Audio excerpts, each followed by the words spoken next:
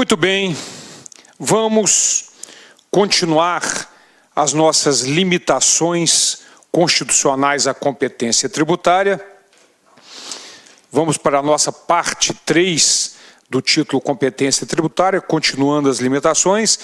A última limitação na parte passada foi o princípio da irretroatividade. Nós conversamos aqui do artigo 150, inciso 3, a linha A, lembrando que este princípio da irretroatividade se aplica tão somente para a lei que institui ou aumenta o tributo, não tem exceção, conforme nós vimos. E nós agora vamos dar sequência no inciso 3 do artigo 150, que trata de outras limitações importantíssimas. Vamos lá. Princípio da anterioridade. Muito importante, princípio da anterioridade. Sem prejuízo de outras garantias asseguradas ao contribuinte, é vedado à União, Estados, Distrito Federal e municípios cobrar tributos no mesmo exercício financeiro em que haja sido publicada a lei que os instituiu ou aumentou. Cuidado, nos mesmos moldes que o artigo 150, inciso 3, a linha A, princípio da retroatividade, que nós estudamos, só se aplica o princípio da anterioridade à lei que institui ou aumenta um tributo. Somente neste caso. Então, se a lei foi publicada em fevereiro de um ano, só no outro ano é que pode ser cobrado. Não é um ano depois, é no outro ano. Se foi publicado em junho, logo em janeiro do outro ano. Certo? Se foi publicado em dezembro, 31 de dezembro, já pode no dia seguinte, que é 1º de janeiro, mas aí tem um detalhe que nós vamos estudar, que é o princípio da noventena. Mas o princípio da anterioridade é isso. Você só pode cobrar o tributo no exercício seguinte em que haja sido publicada a lei que os houver instituído ou aumentado. Ok? Bom, vamos ver como é que funciona isso na prática. Se nós temos aqui uma publicação no ano de 2018, se a lei não traz a data da vigência, a lei de introdução às normas do direito brasileiro, a antiga lei de introdução ao Código Civil, determina que ela vai entrar em vigor 45 dias depois. Então vamos criar essa hipótese. Vamos imaginar que a lei foi publicada e que não trouxe a data da vigência, então ela vai entrar em vigor 45 dias depois. A lei já está em vigor, já faz parte do mundo jurídico, mas se for uma lei que institui ou aumenta um tributo, a eficácia desta lei só no exercício seguinte. Cuidado, vigir, ter vigência, significa fazer parte do mundo jurídico. Ter eficácia significa fazer efeito no mundo jurídico. Então observe, e até já foi uma questão da Receita Federal, para colocar certo ou errado, ou seja, a pergunta era a seguinte: é condição de vigência da lei a sua eficácia? Não. A lei pode vigir, ter vigência, mas não ter eficácia. Pode já fazer parte do mundo jurídico, mas não ter eficácia em função do princípio da anterioridade. Então, agora, na mesma prova eu perguntava uma outra afirmativa. É condição de eficácia da lei a sua vigência? Aí sem dúvida, porque é impossível ter eficácia sem ter vigência. Mas ter vigência sem ter eficácia é possível em função do princípio da anterioridade. Já faz parte do mundo jurídico, mas não surte efeitos no mundo jurídico.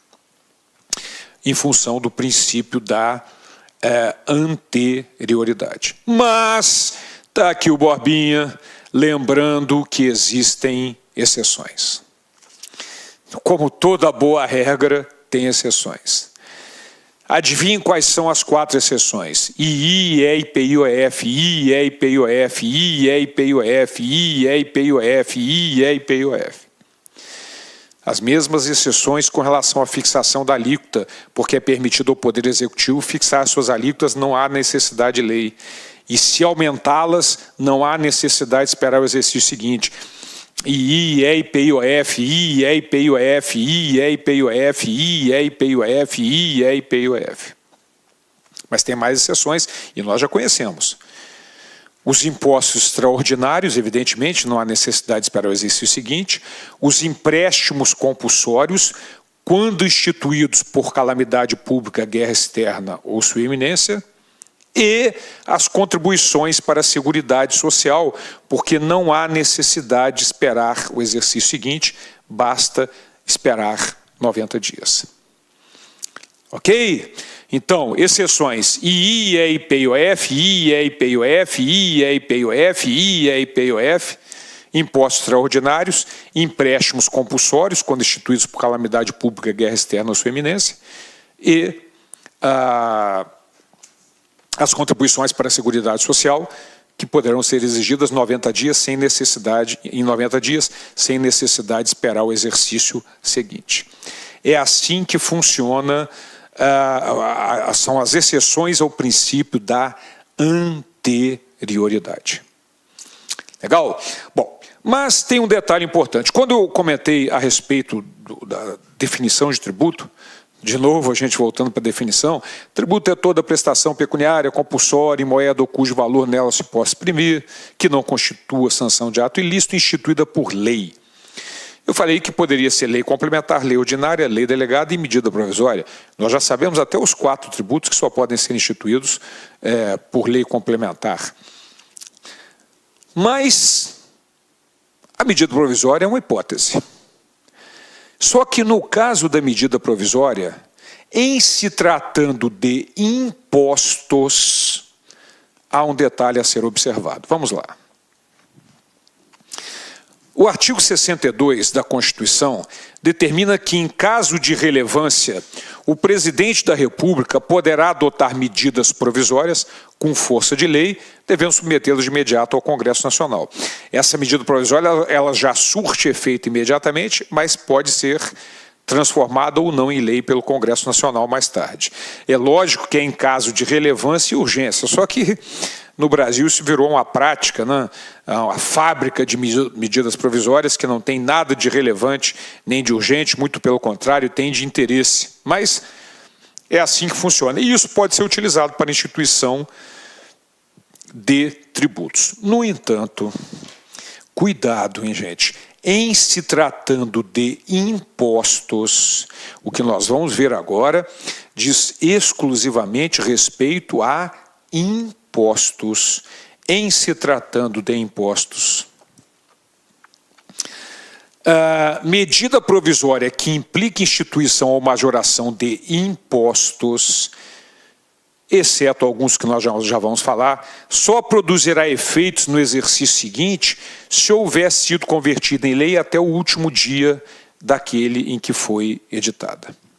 Tem as exceções, nós vamos conversar sobre elas, mas o que acontece é isso. Se aqui foi feita a publicação da medida provisória, normalmente ela já surte efeito, mas se for para instituir um imposto, ela só terá eficácia no exercício seguinte, nós sabemos pelo princípio da anterioridade. Mas se for por medida provisória, para que tenha eficácia em 2019, no meu exemplo, ela tem que ter sido convertida em lei em 2018. Aí sim, ela terá eficácia em 2019. Então, muito importante esse detalhe, mas cuidado, só se aplica para impostos. Só se aplica para impostos, ok? Então, tem as exceções, adivinhem quais são? II, IPIOF, II, IPIOF, II, IPIOF e os impostos extraordinários, evidente. Imposto extraordinário é exceção. Então, II, IPIOF, II, IPIOF, II, IPIOF e impostos extraordinários. São exceções no que diz respeito a essa questão da medida provisória, que volto a encher vocês, só se aplica para impostos, ok? Maravilha, deixa eu tomar minha cachaçinha.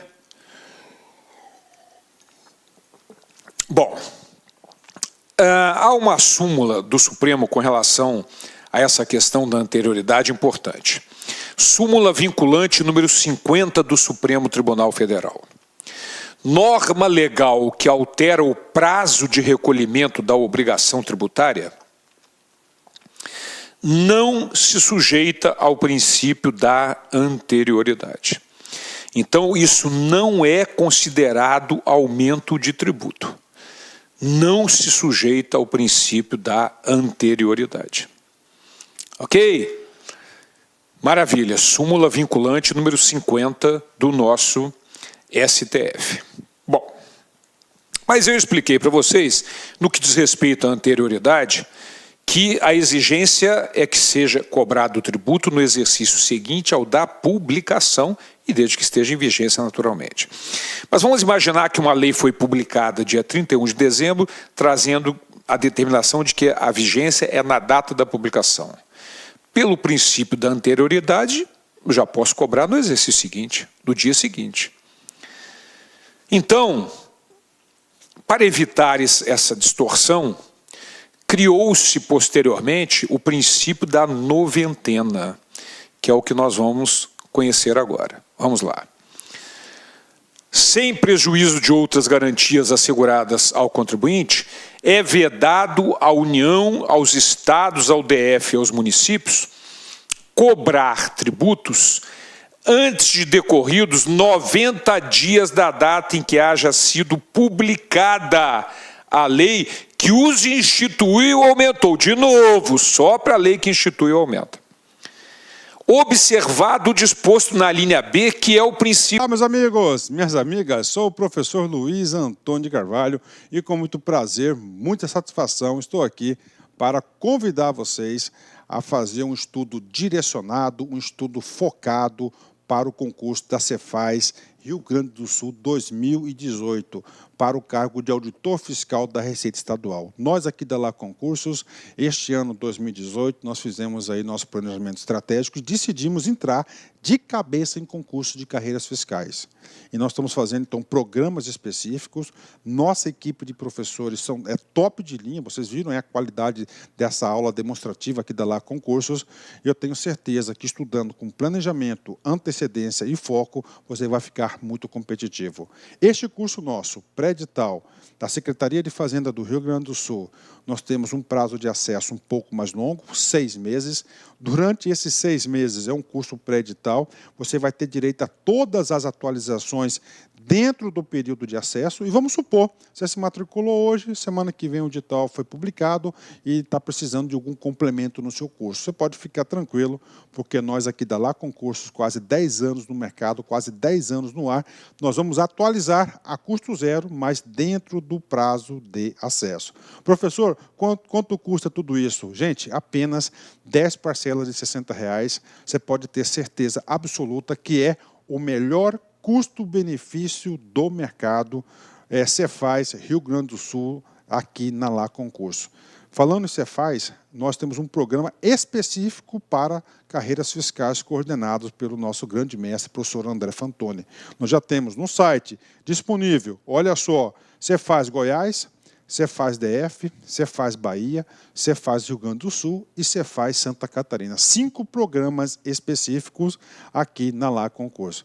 Peço para vocês, mais um pedido, que se inscreva no nosso canal no YouTube e se inscreva também, faça ser nosso seguidor no Instagram. Você sabe por quê? Todas as segundas-feiras, às 19h30, horário de Brasília, nós temos uma live que a gente fala sobre concurso de carreiras fiscais no Brasil todo. É uma aula, uma correção de uma prova, uma entrevista, alguma coisa nesse sentido. Todas as segundas-feiras nós temos esse canal de comunicação com os nossos queridos alunos do Brasil todo. Bacana, meus amigos? Um forte abraço e espero vocês. Fui, tchau. Clique lá.